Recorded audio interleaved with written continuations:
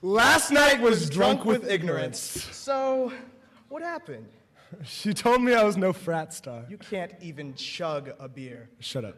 So? So I didn't kiss her. I want to wait till we lower our inhibitions, and if things don't work out, I can just say it was one of those nights. But I saw you two the moment you met. Yeah. You know, before you let liquid courage do the talking and let booze steer captain on the ship of relations. We were sinking. Clicking faster than our heels could catch up with, we had moments of tap dance symphony. But you would know more than anyone that college kids don't do sober romance. So how was your night? Well, she asked me to buy her a drink. I asked her to bow to the whim. Dutchy whined against me like a wine-testing tongue. She whispered boo into my ear like a broken record. Had to break through the wall of booze between my sobriety and her latent desires, and I wondered aloud, how long could she keep wearing that Freudian slip? Okay, what did you actually say? I said sure, bought her a drink, and some other guy picked her up at the bar. One of the greatest moments in hookup history. Not like your night went any better. Yeah, I mean, I knew our state was artificial. A buzz that would wear off like our reserve, so like nights before, shots were my body armor, and the need to find an excuse that flies, I could blame it on the goose.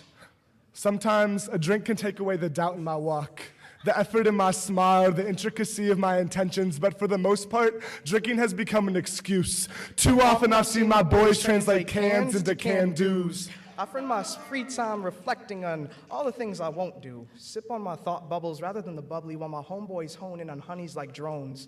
It's the same game buzzing in their ears every weekend, but I'm not really cool with calling every girl a queen. Just so she can be my crowning achievement.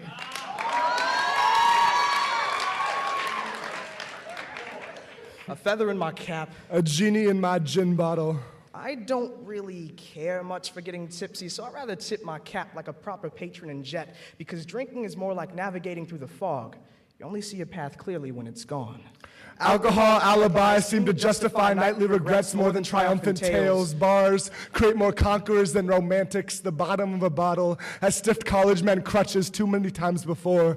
I've come too close to seeing some of my best friends wash up on the rocks. In the morning when dance floors thumping beats relocate to temples, when headaches sing redemption songs to mosh pit stomachs and empty red cups. Does anyone really like the taste of poison slithering down their esophagus? Or simply the feigned, indestructible fortress built by your army of new friends, Jose, Jack, Jim, and Johnny. And they say you're not an alcoholic till you graduate. I know in the place where I've gained the most brain cells in my lifetime, I've also had nights of cerebral massacre. The self-destructive vice akin to the bus stop cigarette, a way for our bullet train lives to get sidetracked, if only to pass the time. Regardless, I know I'll still be the first at the pregame. Tell myself that the prospect of playing gets me through the weeks. After enlightening days, it seems only our prerogative to black out every so often. It's a code among the fellas. That we don't judge each other for what we do on the weekends. We all go to bed with the lights off, whether we walked back or got carried. What happens between beginnings and ends is irrelevant if the ends are the same. Headaches and heartaches are just the same pains in different places. We do what we must to balance the two. Abstain or pregame, you have my vote of confidence because you understand yourself better than I ever will. And this is no call to action. There might not be much salvation in spending this Saturday night here writing a poem instead of out drinking frat party beer. But I can't help but think in a world where so many of us dream soliloquy, sometimes we only drink as an alibi and only find comfort in the cheers. Cheers.